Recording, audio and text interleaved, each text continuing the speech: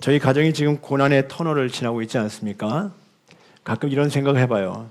하나님은 지금 무엇을 하고 계실까? 이렇게 고난받고 있는데, 이렇게 고통의 시간들을 보내고 있는데 하나님은 지금 무엇을 하고 계실까라는 생각을 해봤습니다.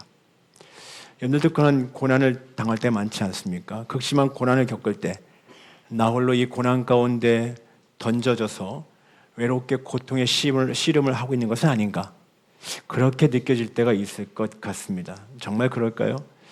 하지만 많은 믿음의 사람들이 간증을 하는 것을 보면은 고통 가운데서 주님을 더 깊이 만나고 위로와 회복을 경험했다라고 말들을 합니다.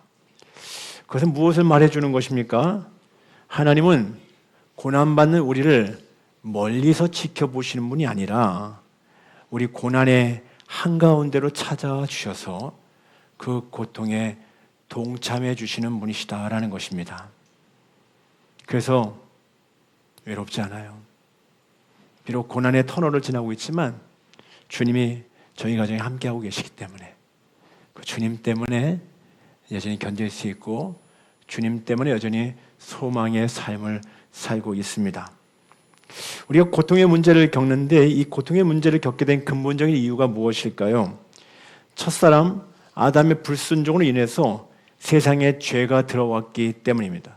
그때부터 질병, 재난, 어떤 자연재해, 전쟁 등의 고통이 우리에게 찾아오게 된 거예요. 지금도 전쟁하지 않습니까? 최근에 이스라엘이 이란을 공격했어요. 이란에서 이스라엘을 보복 공격했어요. 그래서 많은 사람들이 죽어가고 있고 지금 전쟁은 계속되고 있습니다. 이런 죄로 인해서 우리에게 찾아온 고통, 질병, 재난, 자연재해, 전쟁 등 이런 고통은요, 악인만 당하는 것이 아니다라는 것이죠. 이제는 의인이나 악인 구분 없이 누구나 겪을 수 있는 인간의 실존적 문제가 되었습니다. 그러나 하나님은 인간의 고통의 문제에 대해서 무관심하지 않으셨다라는 거예요. 그래, 너희들 니들이 그 문제, 니들이 고통을 당하는 문제 니들이 알아서 해결해.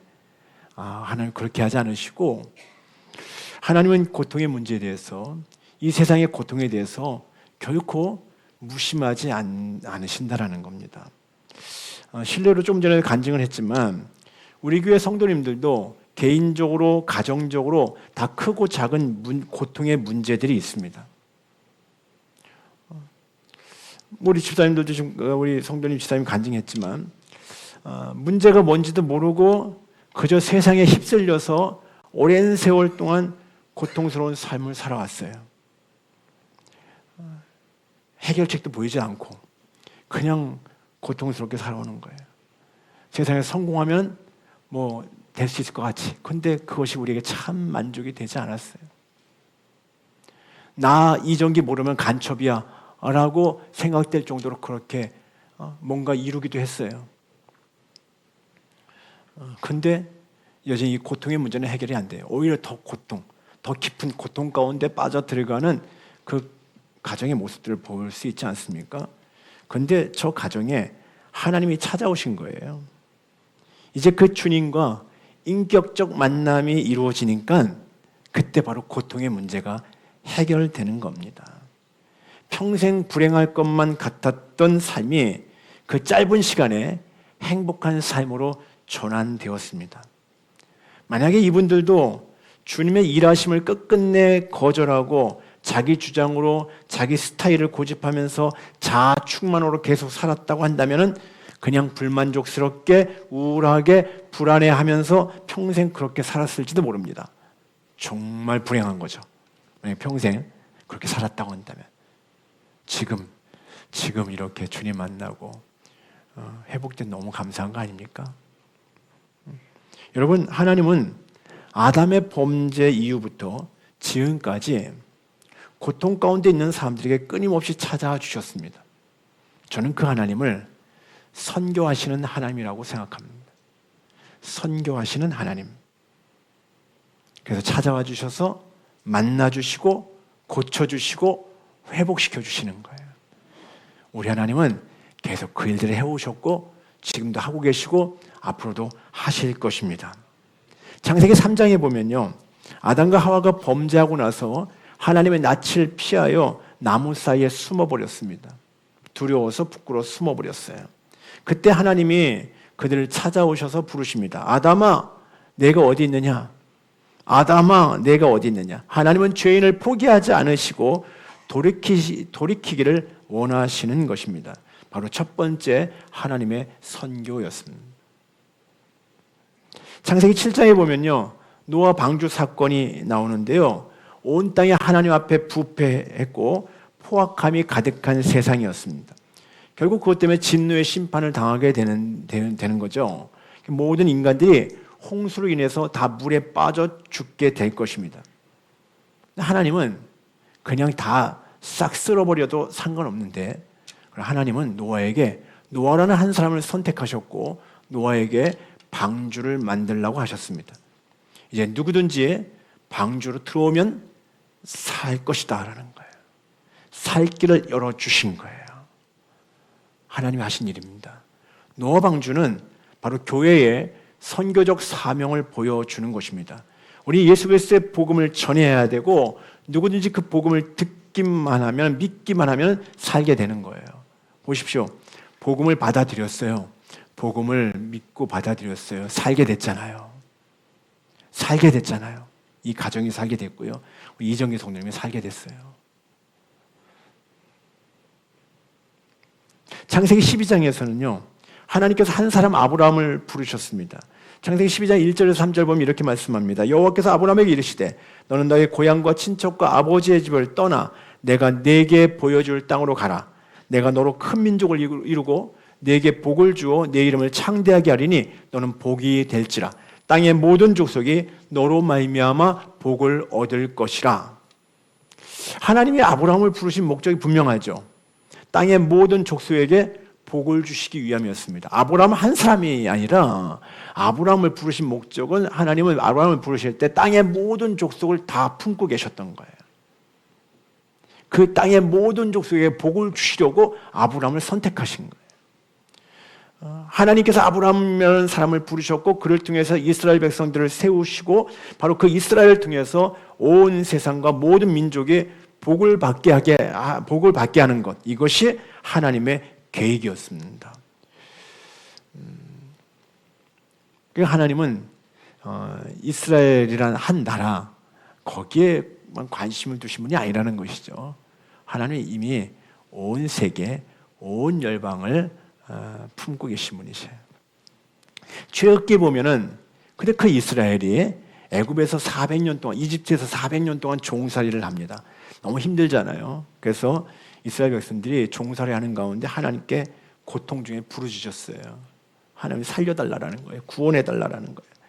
하나님은 그 부르짖음을 들으셨습니다. 모세를 통해서 이스라엘을 애굽에서 건져내십니다. 어린 양의 피를 좌우 문설주에 임방에 바른 집은 재앙이 넘어가게 하셨습니다. 그렇게 해서 구원받은 백성들이 애굽을 나오게 하신 것입니다. 출애굽 사건인데요. 이 출애굽 사건은 바로 어린 양 대신 예수 그리스도를 통해서 구원이 이루어진다는 것을 미리 보여준 사건이었습니다. 어린 양의 피를 바른 집에는 재앙이 넘어갔듯이 예수 그리스도의 피로 말미암아서 우리가 구원받을 수 있다라는 거예요. 하나님은 그 이스라엘을 제사장 나라로 세우셨습니다. 온 민족의 구원을 위해서 그 이스라엘을 사용하시겠다라는 것입니다. 그러니까 이스라엘은요, 온 세상을 위한 하나님의 구원 계획을 위해서 선택된 민족이었습니다. 하지만 이스라엘이 그 사명 감당 못했어요. 이스라엘 왕조가요, 그렇게 선택받았다고 한다면은 모든 민족에게 하나님의 복을 누리는 샘플로 보여줘야 됐어요. 야, 우리 하나님 믿는 민족인데, 야, 우리 이렇게 복을 누리고 있어. 이걸 좀 보여줬어야 되는데 이스라엘은 실패했어요. 못 보여줬어요. 이방 나라들은 이스라엘을 주시하고 있거든요. 하나님을 믿는 이스라엘 백성들을. 그런데 이스라엘 백성들이 복을 누리는 백성들로, 야, 부럽다. 하나님을 믿으니까 저렇게 복 누리네. 이걸 보여줬어야 되는데 이스라엘은 철저히 실패했어요. 그래서 하나님은 선지자들을 통해서 새로운 비전을 주셨습니다. 곧 메시아 나라에 대한 소망입니다. 그것이 바로 구약의 이야기예요. 드디어 구약에서 하나님이 결국 메시아를 보내주신다고 하셨는데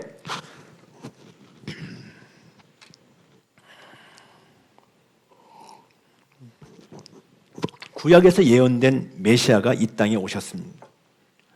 신약 성경에서는 이 구약에서 이제 하나님이 계속 하나님의 뜻을 우리가 보여주셨잖아요. 앞에 우리 살펴봤듯이 신약 성경에서는요 더 분명하고 구체적으로 선교를 말해주고 있습니다.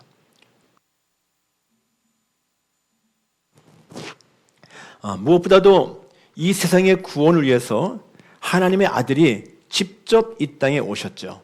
마태복음 1장 22절에 아들을 낳으리니 이름을 예수라 하라. 이는 그가 자기 백성을 그들의 죄에서 구원할 자이심이라. 이렇게 말씀하고 있습니다. 하나님의 아들이 이 땅에 오시는데 이름을 예수라 하라. 근데 그 예수의 이름의 뜻이 뭐라고요? 자기 백성을 저희 죄에서 구원하실 자임이라. 이런 뜻이라는 거예요. 그러니까 하나님이 더 분명하고 구체적으로 선교를 보여주신 것이죠. 예수님을 통해서. 예수님은요 자기 백성을 구원하기 위해 이 땅에 오신 선교사입니다. 선교사. 그분은 친히 하늘 영광의 보좌를 버리시고 우리와 똑같은 모습으로 이 세상에 오셨습니다. 선교사님들이 그 해외에서 편안하게 살 수 있는 그런 형편을 다 포기하고 이 조선 땅에 오셨잖아요. 그래서 우리와 같이 고통당하는 가운데 우리에게 복음을 전했지 않습니까? 예수님에게 배운 거예요. 예수님은 하늘 영광의 보좌를 버리시고 이 땅에 오셨어요. 우리와 똑같은 모습으로.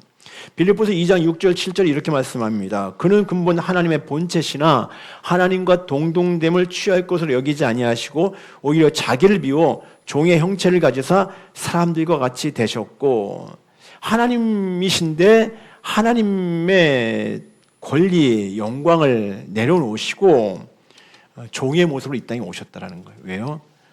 우리를 구원하시기 위해서. 그러니까 우리가 구원받을 만한 다른 길은 없습니다. 요한복음 14장 6절에 예수님이 말씀하십니다. 내가 곧 길이요 진리요 생명이니 나로 말미암지 않고는 아버지께로 올 자가 없느니라.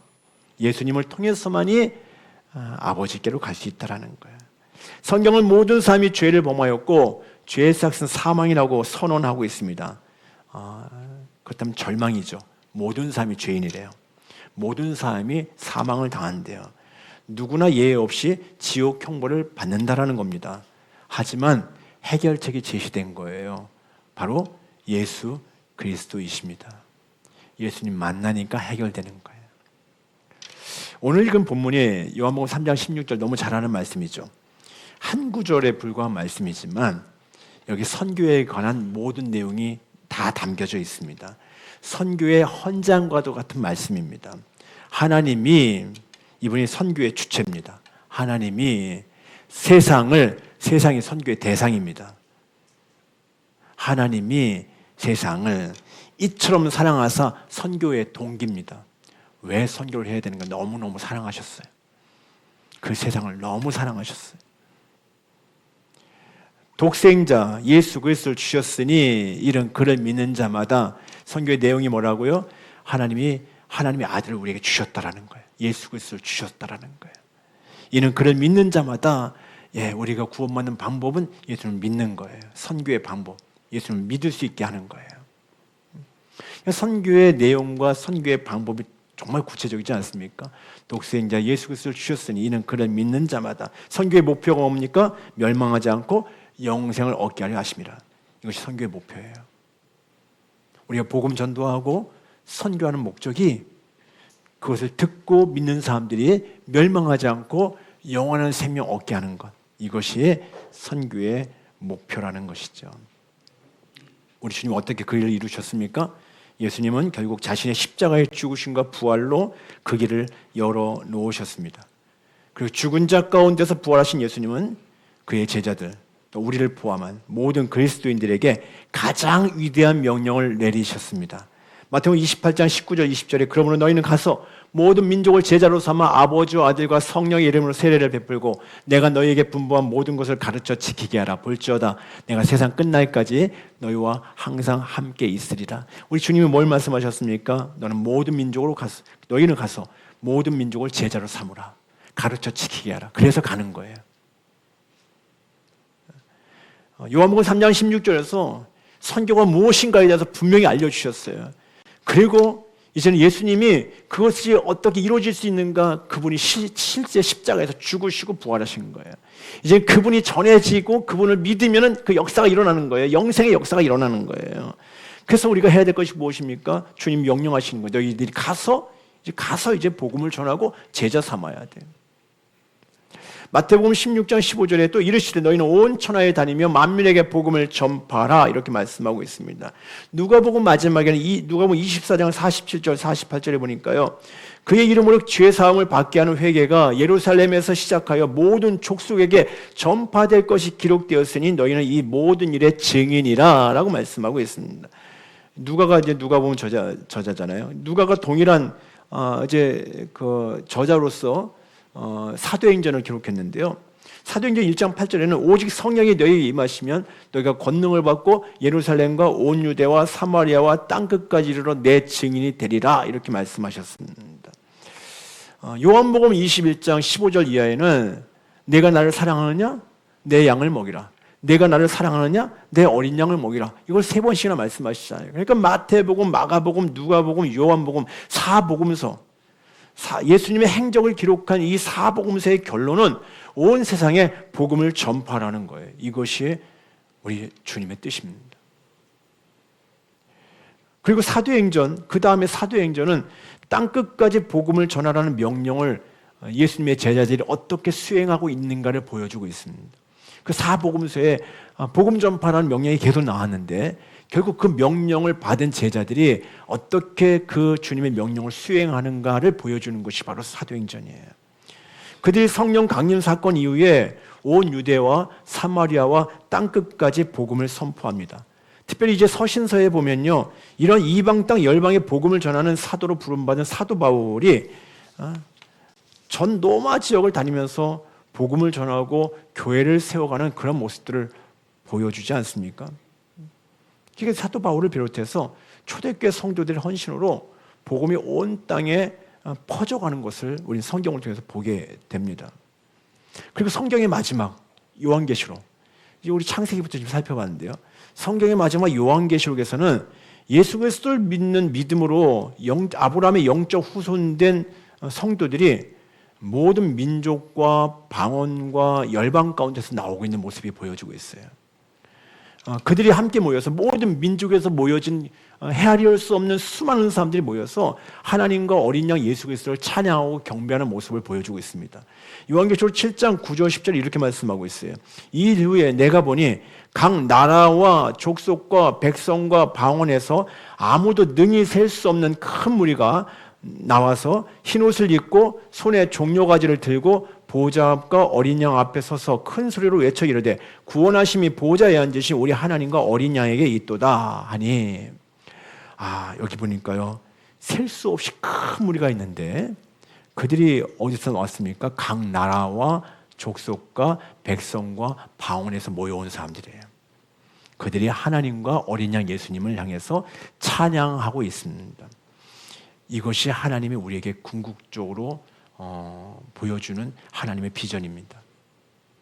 하나님이 이 일들을 이루시기를 원하신다라는 것. 이 요한계시록의 장면이 바로 온 세상에 복 주시기를 원하시는 하나님의 뜻이 이루어진 장면입니다. 여러분, 지금 구약성경, 신약성경 대충 우리 살펴봤어요. 신구약성경 전체에 담긴 하나님의 뜻이 무엇입니까? 선교와 하나님 나라예요. 저 여러분들은 이미 그 축복을 이제 얻었어요. 예수님을 믿는 사람들은요, 그 축복을 누리는 사람들이에요. 그리고 장래에 하나님 나라의 영광을 보장받은 사람들입니다. 우리 확인해 봤잖아요. 이제 하나님의 뜻이 어디 있는가? 하나님의 뜻을 깨달은 여러분, 이제 어떻게 하시겠습니까? 어떻게 하시겠습니까? 어제 부모학교 이제 2번째 진행됐었는데요. 부모님께서 어제는 기질 유형에 대해서 공부를 했습니다. 끝나고 나서 1층 현관에서 몇몇 사람이 제가 집에 가려고 딱 나갔는데 몇몇 사람이 저를 목사님 하면서 이렇게 둘러싸더라고요. 그러더니 한 사람이 이렇게 얘기해요. 목사님은 어떤 기질 유형일까요? 근데 목사님은 활동형이신 것 같기도 하고 원칙형이신 것 같기도 하고 탐구형인 것 같기도 하고 관계형인 것 같기도 합니다. 이렇게 얘기를 하더라고요. 그랬더니 옆에 있던 어떤 남자 젊은 남자 집사님이 예수님이네 그렇게 얘기하더라고요. 갑자기 예수님이 됐어요. 강사님이 그랬거든요. 예수님은 이 네 가지 모든 기질을 다 갖고 계시다고. 제가 갑자기 예수님이 됐어요. 너무 감사했어요. 어떻게 했든지 김 목사를 잘 봐주고 싶어하는, 담임 목사님을 잘 봐주고 싶어 애쓰고 있는 그러한 모습들을 볼 수 있어 너무 감사했어요. 저에게 좀 예수님을 닮은 기질이 있다고 생각되어집니다. 왜냐하면 저 죽고 예수로 사는 사람이거든요. 그건 저만 아니잖아요. 저는 우리 성도님들 모두가 다 예수님을 닮은 사람들이라고 생각합니다. 왜냐하면 여러분들 대부분이 나는 죽고 예수로 산다라고 고백하지 않습니까? 그분의 생명을 받은 분들 아닙니까? 그렇다면 그분의 DNA가 우리에게 심겨졌습니다. 그분의 DNA가, 그 예수님의 DNA가 우리 안에 심겨져 있어요. 왜? 나 죽었잖아요. 주님으로 사는 사람들이잖아요. 그분의 생명을 받았잖아요. 그다음 그분의 DNA가 우리 안에 심겨진 거예요. 그분의 기질 유형이 우리 안에 심겨져 있다라는 것입니다. 여러분 자녀들이 부모를 많이 닮았다고 얘기하는 경우 있죠. 특별히 더 많이 닮은 자녀들이 있어요. 그 자녀들이 부모를 닮은 이유가 무엇입니까? 그 부모의 DNA를 받았기 때문입니다. 여러분들은 예수 그리스도를 믿고 구원받아서 하나님의 자녀가 되었기 때문에 하나님의 유전자 DNA를 받았습니다. 그러니까 우리에게는 하나님이 보여줘야 되고요. 예수님이 보여줘야 됩니다. 그분의 성향, 그분의 기질이 나를 통해서 나타나야 된다라는 것입니다. 그러니까 우리는 찾아볼 수 있어요. 우리 안에 기질 유형을 볼 때 완벽하지는 않겠지만 부분적으로 다 갖출 수 있다는 것이죠. 주님의 기질을. 왜? 내 안에 주님이 계시기 때문에. 과거에 나는 죽었고 완전히 새로운 사람이잖아요. 아까 간증했죠. 우리 이정기 성도님이 몇 달 전 그 전만 해도요. 예수님의 기질을 보기가 어려웠을 것 같아요. 지금은 너무 많이 보이는 거죠. 예수님 닮은 모습이 너무 많이 보이는 거예요. 그러니까 아내가 행복해졌고요. 그 아들이 행복해졌어요. 그 아빠의 모습을 보면서. 예전에는 볼 수 없었던 모습이 이제 예수로 거듭나면서 보여지기 시작한 거예요. 예수님의 DNA가 그에게 이식되어지면서 예전에 볼 수 없었던 모습들이 드러나기 시작하는 거예요. 주님의 모습이. 여러분, 하나님의 가장 중요한 DNA 중에 하나가 바로 선교입니다. 오늘 선교데이인데요. 우리가 성경을 살펴봤잖아요. 창세기부터 시작해서 요한계시록까지 전체 성경을 살펴보면요. 하나님의 뜻이 어디 있는가가 분명하잖아요. 하나님이 가지고 있는 DNA가 우리에게 심겨져 있다고 한다면 그 중에 가장 중요한 DNA 중에 하나가 바로 선교라는 것이죠. 선교 DNA. 여러분, 이제 내 안에 하나님의 선교 DNA가 있다는 사실을 기억하시기 바랍니다. 모르고 살았습니까? 그거 깨우시기 바랍니다. 내가 예수로 거듭났고 예수 생명으로 거듭나서 사는데 너무 세상에서 분주하게 살다 보면요, 그거 다 놓쳐버리고 살 수 있어요. 어느 순간 내 안에 그것이 그냥 묻혀버리고 살 수 있어요. 전혀 내 안에 느껴지지 않게 살 수 있어요. 영적으로 잠자고 있는 거잖아요. 다시 깨우는 겁니다. 내 안에 하나님의 DNA를 깨우는 거예요. 선교 DNA만이 아니라 뭐 중보기도 DNA, 여러 DNA가 있을 수 있잖아요. 그걸 다 깨우십시오. 그럼 우리의 삶이 엄청난 삶으로 변화될 거예요. 예전에는 사람을 용서할 수 없다고 생각했는데 내 안에 용서의 DNA가 있어요. 우리 주님은 십자가에 죽으시면서 자기를 못 박은 원수를 용서하셨잖아요. 스데반은, 예수님을 닮은 스데반은 죽어가면서 자기를 돌에 친 그 원수들을 용서하면서 죽어갔잖아요. 예수님의 용서의 DNA가 우리 안에 있다라는 거예요. 그리고 우리는 용서할 수 있는 거예요. 용서 못하는 것이 아니라, 용서가 안 되는 것이 아니라 용서가 가능하다라는 것이죠. 왜? 나 죽고 주님 사시면 그것이 가능한 거예요. 주님의 DNA가 우리 안에 있거든요. 용서의 DNA가. 오늘은 선교의 DNA 우리 안에 있다는 걸 다시 확인을 하는 거예요. 깨우십시오. 영혼 사랑의 선교 DNA를 깨우게 되면은 엄청난 일이 일어나게 될 것입니다. 여러분들도 누군가의 복음 선교로 하나님을 만나고 행복한 인생으로 바뀌지 않았습니까? 선교 DNA를 가진 누군가를 통해서 내가 복음을 전해 들었어요. 내가 주님 만나고 나니까 나 인생 확 뒤집어졌어요. 너무 행복해졌어요. 이제는 우리가 해야 됩니다. 이제는 우리가 그 하나님의 선교 DNA를 깨워서 우리 모두가 가는 선교사, 보내는 선교사의 사명을 감당할 수 있어야 됩니다. 여러분들 모두가 다 그렇게 살 수 있기를 주님의 이름으로 축복합니다. 우리 안에 하나님의 선교 DNA가 있다는 사실을 기억하십시오. 에이, 그건 나하고 상관없어. 에이, 그건 나는 없어. 아니요, 정말 그렇게 생각한다고 한다면요, 난 예수님의 사람이 아닐지도 몰라요. 없다고 부인하지 마십시오. 내가 안 살고 있다고 해서 부인하면 진짜 내가 예수님의 사람 아닌가? 우리 나 죽고 예수로 사는 삶이라고 한다면요, 예수님의 생명이 내 안에 있다고 한다면 분명히 그 DNA가 있단 말이죠. 그거를 우리가 부인하면 안 됩니다. 내 안에 선교 DNA가 있는데 내가 그것을 느끼지 못한다? 그러면 이제 찾아야 되죠. 그걸 참 깨워가야 되죠. 깨워서 그것을 활용해야 되죠. 여러분들 모두가 다 선교 DNA를 깨워서 여러분들 모두가 다 선교사적인 삶을 살아갈 수 있는 믿음의 사람들 다 될 수 있기를 주님의 이름으로 축복합니다. 기도하겠습니다.